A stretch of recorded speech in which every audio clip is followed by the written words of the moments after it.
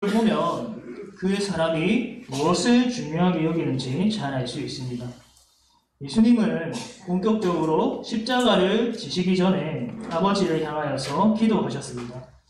무엇을 위해 기도하셨을까요? 어떤 기도 제목으로 기도하셨을까요? 유언은 가족에게 가장 남기고 싶은 말을 남깁니다. 예수님은 이 세상을 떠나시기 전에 아버지를 향하여서 간절히 기도하셨습니다. 요한복음에서는 이 겟세마네 동산에서의 기도가 기록되어 있지 않습니다. 대신 오늘 말씀이 그 겟세마네의 기도를 요한복음에서 대체한다고 볼 수 있습니다. 우리가 잘 알듯이 예수님의 기도는 우리가 가장 따라야 할 기도의 최고의 모범입니다. 그 예수님께서 처음에 무엇을 위하여 기도하셨는가? 1절부터 5절까지를 한 단어로 요약하면 영화입니다. 17장 1절에 보면 예수님은 아버지께 기도하기를 때가 되어 아들을 영화롭게 하셔서 아들로 아버지를 영화롭게 하게 해달라고 기도하셨습니다. 여기서 나오는 때가 된 것은 십자가에서의 죽음, 또 더불어서 부활 사건을 가리키기도 합니다. 예수님은 그 길을 능히 걸어감으로써 아버지를 영화롭게 할 수 있기를 기도하였습니다. 오늘 본문에서도 이 기도가 계속 이어집니다. 오늘 본문에서는 무엇을 위해 기도하셨을까요? 9절에서 첫 부분에 이렇게 시작하십니다. 내가 그들을 위하여 비옵나니. 내가 그들을 위하여 비옵나니. 예수님은 이제 기도의 초점을 자신에게서 그들에게로 옮기십니다. 그들을 위한 기도는 17장 6절에서부터 시작되는데 본격적으로는 9절에서부터 시작됩니다. 예수님은 자신의 이 공생의 사역 끝자락에서 누구를 위해 기도하셨을까요? 때가 차서 십자가 사건이 임박했을 때 자신을 위해서만 기도하셔도 바쁘실 텐데 귀한 시간을 내어서 누구를 위해 기도하셨을까요? 첫 번째로 예수님은 자신의 것을 위하여서 기도하셨습니다. 오늘 본문 9절과 10절 말씀 우리 함께 읽어보겠습니다. 9절과 10절입니다. 시작! 내가 그들을 위하여 비옵나니 내가 비옵는 것은 세상을 위함이 아니요 내게 주신 자들을 위함이니이다. 그들은 아버지의 것이로소이다. 내 것은 다 아버지의 것이요 아버지의 것은 내 것이온데 내가 그들로 말미암아 영광을 받았나이다. 아멘. 여기서 예수님이 말하는 그들이 누구입니까? 예수님은 십자가의 길을 앞두고 누구를 위하여 기도하셨습니까? 이 그들은 예수님의 제자들입니다. 17장 전체의 내용과 구조를 보면 쉽게 알 수 있습니다. 내가 비옵는 것은 세상을 위함이 아니요 내게 주신 자들을 위함이니이다. 그들은 아버지의 것이로소이다. 성경에서 확실하게 나타나는 진리는 하나님께서 자기 백성을 택하시고 구원하신다는 사실입니다. 마태복음 1장 21절에서도 예수님이 이 땅에 태어나실 때 그가 자기 백성을 구원하시는 분이라고 그 이름의 뜻을 알려주셨습니다. 여기에서 나타난 세상을 문맥을 통해서 보면 예수님을 대적하는 악한 세력들, 예수님을 받아들이지 않는 무리로 볼 수 있습니다. 예수님은 모든 사람들의 목자가 아닙니다. 오직 자기 양무리의 목자가 되십니다. 아버지께서 택한 양무리가 자기 양입니다. 내게 주신 자들을 위함이니이다. 그들은 아버지의 것입니다. 예수님은 이 세상 모든 사람을 눈여겨보시는 것이 아닙니다. 예수님은 전 인류를 구원하시기 위하여서 십자가를 지신 것이 아닙니다. 자기 양을 위하여서 하나님께서 택한 백성을 위하여서 그들을 하나라도 잃어버리지 않기 위하여서 그 길을 걸어가셨습니다. 그들과 관계를 맺으시고 친밀감을 형성하시고 사랑의 교제를 나누십니다. 이 교제는 오직 자기의 백성들만 누리는 그 복입니다. 참된 기쁨은 오직 주님 안에 있는 자들만이 누릴 수 있습니다. 이러한 진리를 알게 될 때 우리는 참된 위로를 누릴 수 있습니다. 읽었던 본문에서 자주 나타나는 표현 중에 하나가 내 것입니다. 내 것. 우리는 우리 것이 아닙니다. 아버지의 것이고 예수님의 것입니다. 10절에 보면 내 것은 다 아버지의 것이고 아버지의 것이 내 것이라고 합니다. 예수님은 내 것을 위하여 기도하고 계십니다. 세상의 것, 마귀의 것이 아니라 아버지께서 주신 내 것, 내 약물이를 위하여서 기도하십니다. 성도 여러분, 우리는 내가 구원받는 것이 내 능력과 의로움에 달려있다고 자주 착각합니다. 그래야 해서 참된 기쁨과 평안을 잃어버립니다. 내가 신앙생활을 잘하면 나는 구원받은 백성이구나. 그렇게 쉽게 생각하지만 만약에 내가 잘 못하고 또 쓰러지고 넘어질 때는 나는 구원받은 백성이 아니구나 라고 생각할 때도 있습니다. 내게 좋은 일이 많이 생기면 나는 하나님의 사랑받는 백성이구나 라고 생각하기도 하지만 내게 안 좋은 일들이 연달아 터지면 하나님은 나를 안 사랑하시는 것 같다. 하나님은 나를 안 도와주시는 것 같다. 이렇게 생각하기도 합니다. 이렇게 느끼는 것은 그 구원이 자기에게 달려있다고, 자기에게 근거하고 있다고 생각하기 때문입니다. 사랑하는 성도 여러분, 구원은 하나님의 약속임을 믿으시기를 바랍니다. 하나님의 신실한 약속입니다. 구약성경 이사야 43장에서 하나님의 놀라운 이 구원의 약속이 기록되어 있습니다. 우리 스크린에도 띄워지지만 우리 이사야 43장 한번 펴볼까요? 책갈피를 하고 구약성경 이사야 43장 구약 1018쪽에 있습니다. 구약 1018쪽. 중요한 말씀들은 이 성경책을 통하여서 직접 눈으로 확인하고 읽는 것이 좋습니다.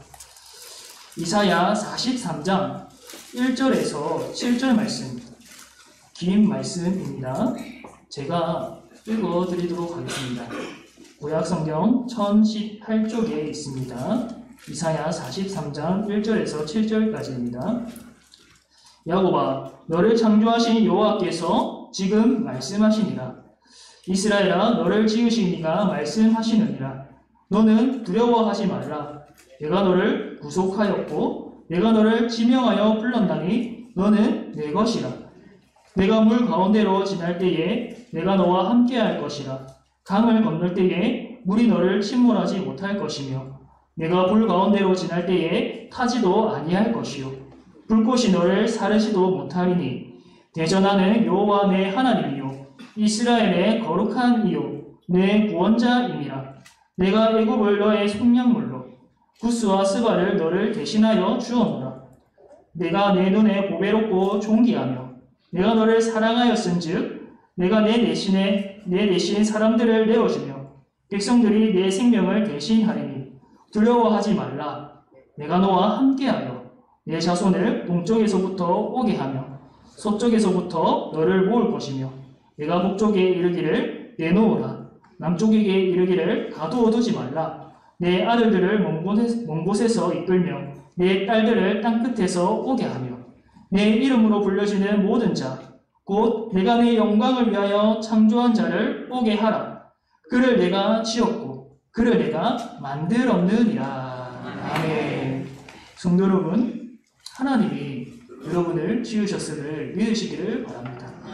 우리가 이 얻은 새 생명은 우리가 만든 것이 아닙니다. 우리 안에 있는 이 새 생명은 내가 만들고 또 내가 창조한 것이 아니라 하나님께서 일방적으로 우리를 향하여서 창조하신 것입니다. 이스라엘이 이스라엘 되는 것은 전능하신 하나님께서 맺으신 열매이죠. 이스라엘이 스스로 된 것이 아닙니다. 마찬가지로 우리가 예수님을 믿게 되고 하나님의 자녀가 되는 일은 사랑의 하나님께서 맺으신 열매입니다. 우리가 새 생명을 얻고 누리는 것은 내가 열심히 살아서 내가 열심히 생활을 해서 말씀에 순종해서 일구어낸 것이 아니라 하나님께서 은혜로 우리에게 주셨습니다. 누구보다 우리 자신이, 자기 자신이 잘 알고 있습니다. 구원이 신실하신 하나님의 약속이라는 것을 깨달을 때에 우리는 비로소 그 약속으로 인해서 기쁨과 평강을 누릴 수 있습니다. 나 자신만 바라보면 우리는 결코 평강을 누릴 수 없습니다. 항상 넘어지고 좌절하고 절망하고 믿음이 흔들리기 마련입니다. 그러나 우리의 믿음이 그 신실한 약속을 붙잡을 때에 우리는 결코 흔들리지 않는 신앙인이 될 수 있습니다. 우리는 아버지의 것이고 또한 예수님의 것입니다. 예수님은 우리를 향하여서 내 것이다 라고 말씀하십니다. 내 것이고 예수님의 것이고 주님에게 존귀한 존재이기 때문에 그분의 눈동자가 항상 교회와 성도들을 향하시는 것입니다. 소중한 예수님의 것이기 때문에 십자가의 길을 걸어가시기 전에 아버지를 향하여서 중보기도를 하십니다. 여러분, 흔들리지 않는 자존감은 외모에서 오지 않습니다. 재물이나 학벌에서 오지 않습니다. 자신이 하나님의 소유이며 예수님의 것이라는 진리가 변치 않는 영원한 우리의 자존감입니다. 우리의 뿌리요, 우리의 나무는 예수님이십니다. 우리는 가지이고 예수님이 포도나무이십니다. 예수님의 가지가 바로 우리입니다. 예수님은 자기에게 붙은 가지, 연합된 가지를 존귀하게 여기십니다. 당연한 거죠. 예수님과 연합된 존재이기 때문에 떨어진 존재가 아니라 예수님과 연합된 존재이기 때문에 농부 되신 아버지께서 특별한 사랑과 관심으로 돌보아 주십니다. 나 하나만을 보아서가 아니라 그리스도 안에 있는 나를 보시고 그리스도와 연합된 나를 보시고 그 아들을 사랑하는 그 마음을 그것을 우리에게도 부어주시는 것입니다. 이를 굳게 붙잡으셔서 하나님의 약속 위에 서 있는 믿음의 사람이 되시기를 바랍니다. 두 번째로 예수님은 자신의 것인 제자들의 보전을 위해 기도하십니다. 왜 제자들의 보전을 위해 기도하는가? 11절과 12절 말씀 우리 함께 읽어보겠습니다. 11절과 12절 말씀입니다. 시작! 나는 세상에 더 있지 아니하오나 그들은 세상에 있어 없고 나는 아버지께로 가옵나니 거룩하신 아버지여 내게 주신 아버지의 이름으로 그들을 보전하사 우리와 같이 그들도 하나가 되게 하옵소서. 내가 그들과 함께 있을 때에 내게 주신 아버지의 이름으로 그들을 보전하고 지키었나이다. 그 중에 하나도 멸망하지 않고 다만 멸망의 자식뿐이오니 이는 성경을 응하게 함이니이다. 아멘. 예수님께서 제자들의 보전을 위해서 기도하시는 이유가 무엇인가? 이제 세상을 떠나서 아버지에게로 돌아가기 때문입니다. 십자가에서 죽음을 맞이하기 때문에 자신이 없는 동안 제자들을 아버지에게 맡기는 것입니다. 이 땅에 계실 때에는 제자들과 늘 함께하면서 직접 예수님께서 그들을 돌아보셨습니다. 그러나 이제 자신이 떠나게 되기 때문에 아버지께서 친히 보존해 주시기를, 친히 아버지께서 보호해 주시기를 기도하는 것입니다. 조금 더 멀리 보면 부활하시고 승천하신 이후에도 예수님은 이 땅에 육신으로 계시지 않기 때문에 아버지께 교회를 보존해 달라고 기도하시는 것입니다. 왜 더욱이 예수님께서 이 보존을 위해 기도하냐면 세상이 교회를 미워하기 때문입니다. 14절 말씀 우리 함께 읽어보겠습니다. 14절입니다. 시작! 내가 아버지의 말씀을 그들에게 주었사오매 세상이 그들을 미워하였사오니 이는 내가 세상에 속하지 아니함 같이 그들도 세상에 속하지 아니함으로 인하리니이다. 아멘. 예수님은 이 땅에 오셨으나 세상에 속한 분이 아니지요. 여기서 말하는 세상이라 앞에서 언급했듯이 하나님을 대적하는 자들, 또 공중권세를 잡은 자들과 그들에게 속한 자들입니다. 세속의 가치관과 그러한 사고방식을 따르지 않기 때문에 예수님은 세상으로부터 미움을 받았습니다. 세상에서 공중권세 잡은 자와 그에게 속한 무리는 하나님과 그 말씀에 반대됩니다. 재물을 탐하고 자기의 욕심을 채우고 하나님보다 자기 자신이 영광받기를 즐거워하고 그 말씀에 불순종하는 형태를 보입니다. 그러나 예수님은 하나님의 아들로서 오직 하나님께만 영광 돌리고 하나님을 기뻐하고 오직 아버지의 뜻을 세상에 드러냈습니다. 그러니까 세상이 예수님을 미워했습니다. 자기에게 속하지 않고 자기와 다르기 때문에 예수님을 공격했습니다. 이처럼 제자들도 또 교회도 세상으로부터 미움을 받습니다. 이것은 이상한 것이 아닙니다. 당연한 겁니다. 물과 기름이 섞이지 않듯이 하나님과 공중 권세 잡은 자가 손을 잡을 수 없듯이 세상은 예수님에게 속한 제자들을 미워합니다. 그렇기 때문에 예수님의 죽음 이후로 제자들과 교회를 위하여서 하는 예수님께서 기도하신 것입니다. 온갖 핍박과 환난이 찾아오는 것은 세상이 우리를 미워하기 때문에 당연한 것입니다. 그런데 특이한 건 예수님이 제자들과 교회를 위해 기도하실 때 세상에서 벗어나게 해주십시오. 세상에서 건져주십시오. 이렇게 기도하시지 않았습니다. 세상에서 벗어나면 공격받을 일도 없습니다. 하나님께서 제자들을 하늘로 데려가시면 세상에서 환난을 당할 일도 모진 고생을 할 일도 없습니다. 왜 그렇게 기도하시지 않았는가? 그게 제자들을 위한 길이 아닌가? 그 이유는 교회가 세상 속에 있는 것이 교회의 본질이고 사명이기 때문입니다. 교회는 세상 속에서 빛을 발하는 것입니다. 교회가 이 빛 가운데 빛이 있으면 별 가치가 없듯이 어둠 가운데 빛을 발할 때 그 빛이 환하게 영향력을 드러냅니다. 교회는 세상 속에서 빛을 발하는 기관입니다. 복음을 전파하고 하나님의 영광을 드러내고 하나님의 사랑을 실천하는 기관이 바로 교회입니다. 세상에서 환난과 핍박이 오더라도 이를 이겨내고 승리하는 것이 교회의 사명입니다. 예수님이 세상에서 모진 핍박과 환난을 견뎌내시고 이겨내신 것처럼 교회는 세상의 수많은 공격에도 견디고 승리해야 합니다. 악을 악으로 갚지 않고 선으로 악을 이겨야 합니다. 15절에는 이렇게 기도하셨습니다. 내가 미옵는 것은 그들을 세상에서 데려가시기를 위함이 아니요 다만 악에 빠지지 않게 보전하시기를 위함이니이다. 아멘. 예수님은 제자들을 세상에서 데려가지 않고 세상에 남겨주셨습니다. 세상 속에 있지만 세상에 속하지 않는 교회로 두셨습니다. 다만 악에 빠지지 않게 보전하시기를 위함이니이다. 여러분, 이 기도는 주기도문의 마지막 간구에 해당합니다. 예수님은 처음에 기도하실 때 아버지께서 영화롭게 되기를 기도하셨고 또 여기에서는 제자들이 악에 빠지지 않기를 기도하십니다. 제자들에게 주기도를 가르치신 것처럼 본인이 직접 그 모범을 따르고 있습니다. 사랑하는 성도 여러분, 예수님의 이 기도에 귀를 기울이시기 바랍니다. 예수님은 이 기도를 제자들이 듣도록 소리내어서 기도하셨습니다.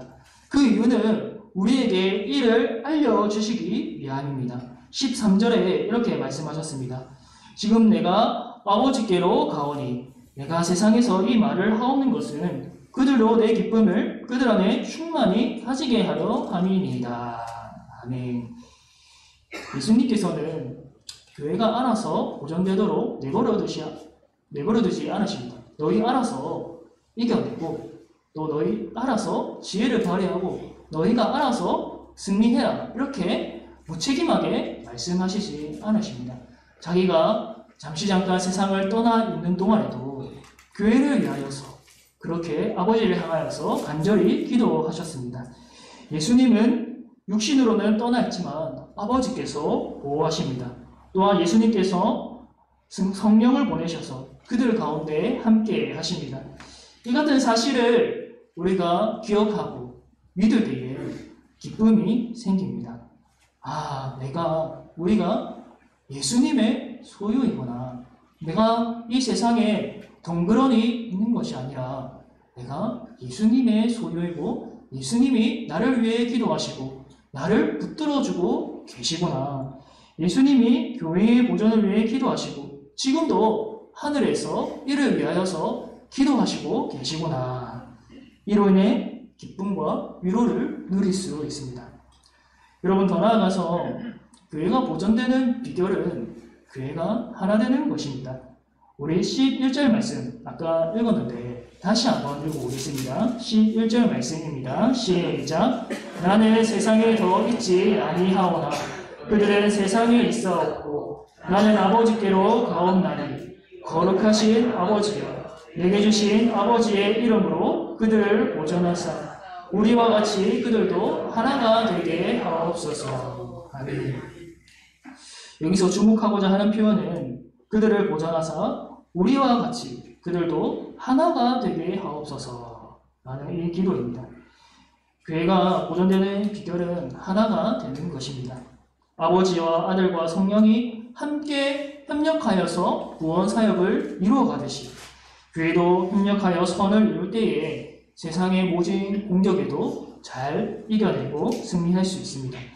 공중권세 잡은 자들은 교회가 서로 분열되도록 갈라지도록 합니다.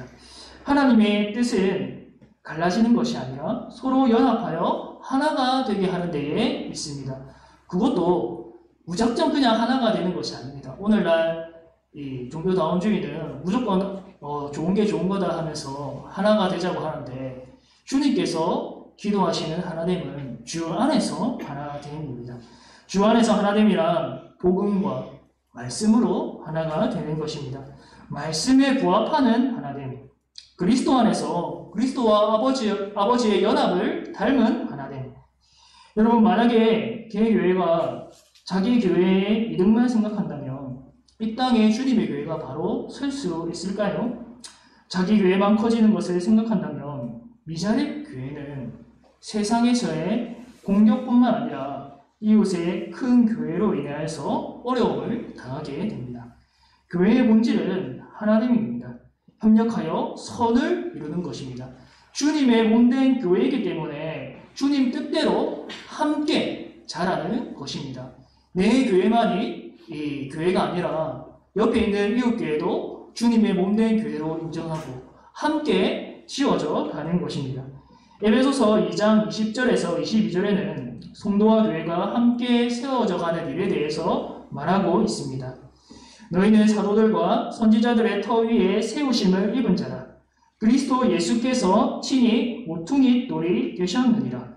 그의 안에서 건물마다 서로 연결하여 주 안에서 성전이 되어가고 너희도 성령 안에서 하나님이 거하실 처소가 되기 위하여 그리스도 예수 안에서 함께 지어져 가느니라. 아멘.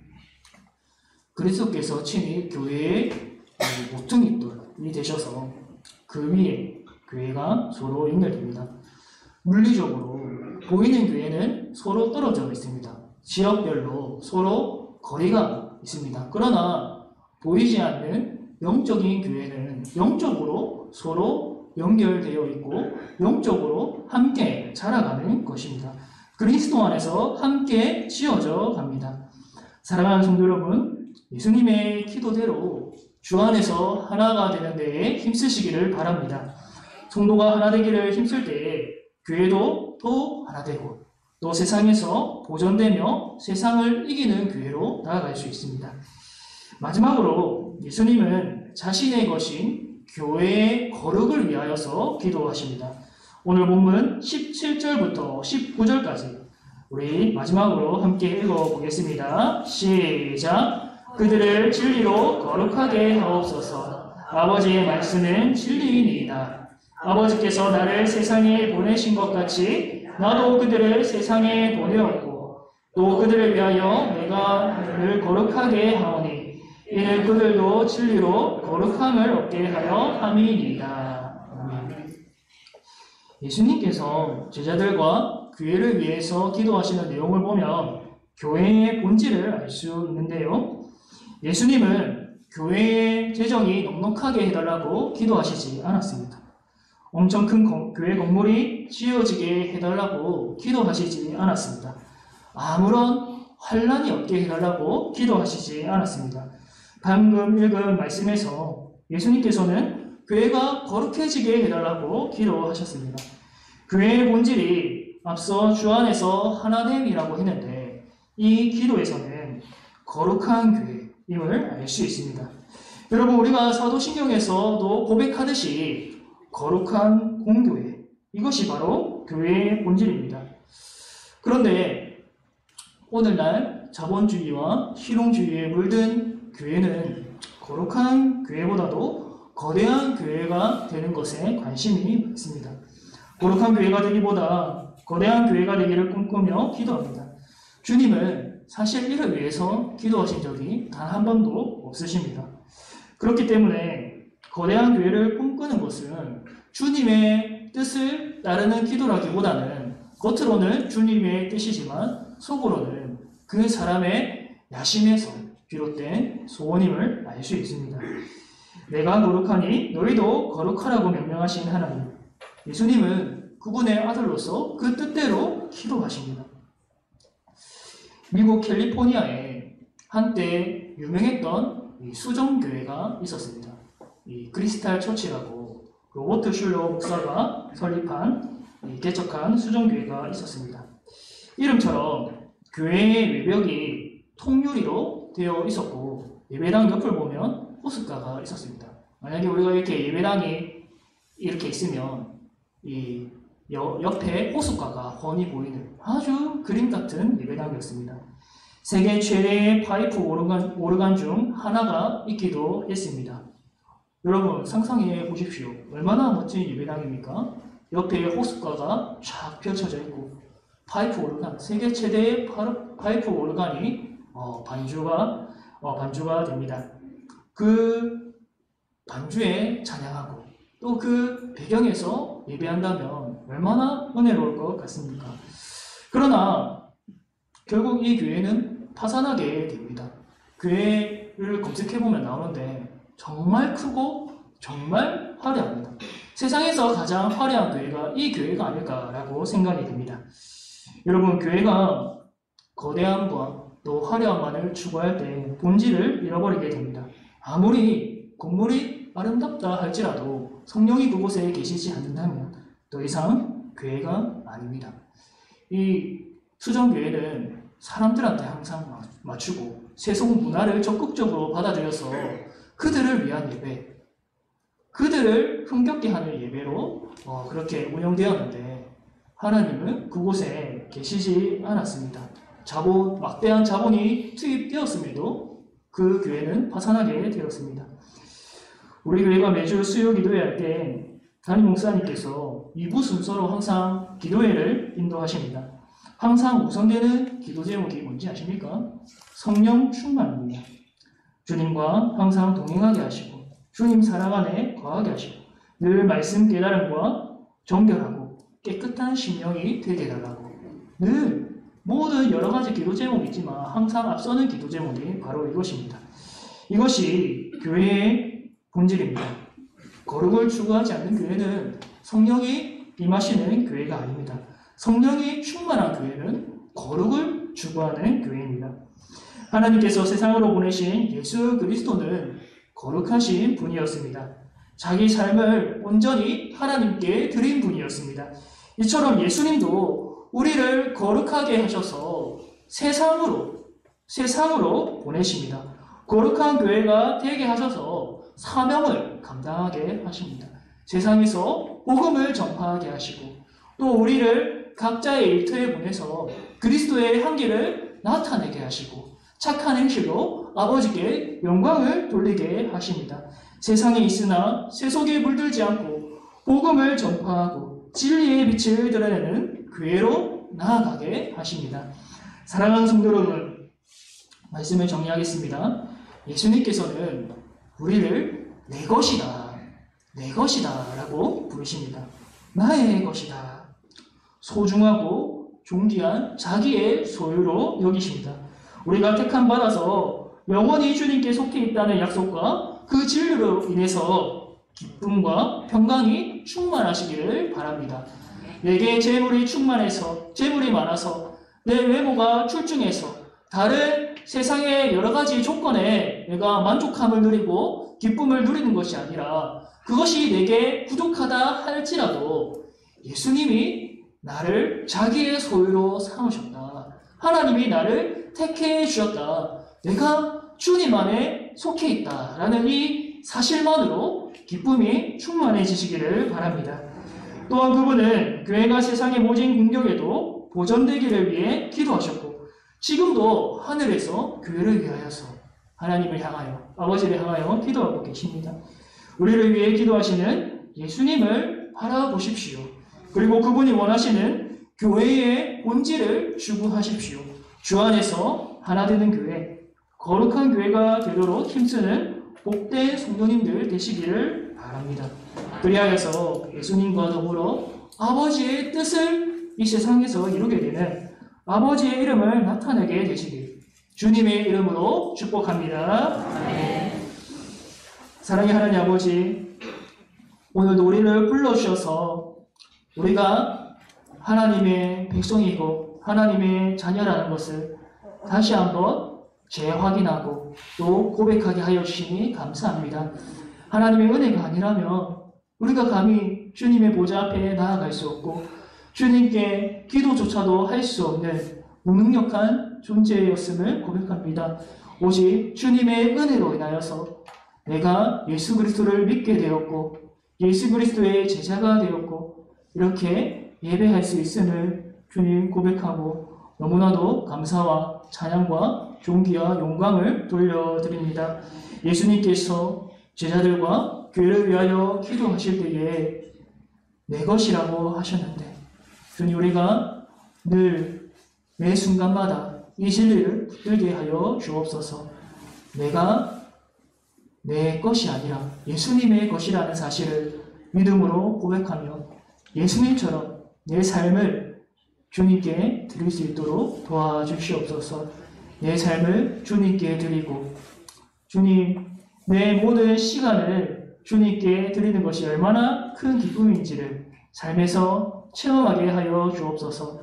세상 사람들은 자기 욕심을 위해서 자기 영광을 위해서 그렇게 허덕이며 살아가지만 주님 우리를 존귀하게 부르셔서 너는 내가 지명하여 불렀나니 내 것이라 내 것이라 그렇게 말씀하셨는데 우리가 존귀한 존재로 부름받은 것을 알고 존귀한 사명을 수행하는 의미 있는 삶을 살아가는 그러한 복된 자녀들 될 수 있도록 주님 인도하여 주옵소서. 교회의 본질인 하나됨과 거룩을 늘 추구하게 하여 주시고 늘 이를 위하여서 힘써 기도하며 노력하게 하여 주옵소서. 주님 우리 교회가 여러 가지로 또 많이 필요한 것이 있겠지만은 늘 이 우선순위를 가지고 기도하며 거룩한 교회, 주 안에서 하나 되고 협력하는 교회가 되어서 아버지를 영화롭게 하는 교회가 되게 하여 주옵소서. 이 모든 것 예수님의 이름으로 기도드립니다. 아멘. 93장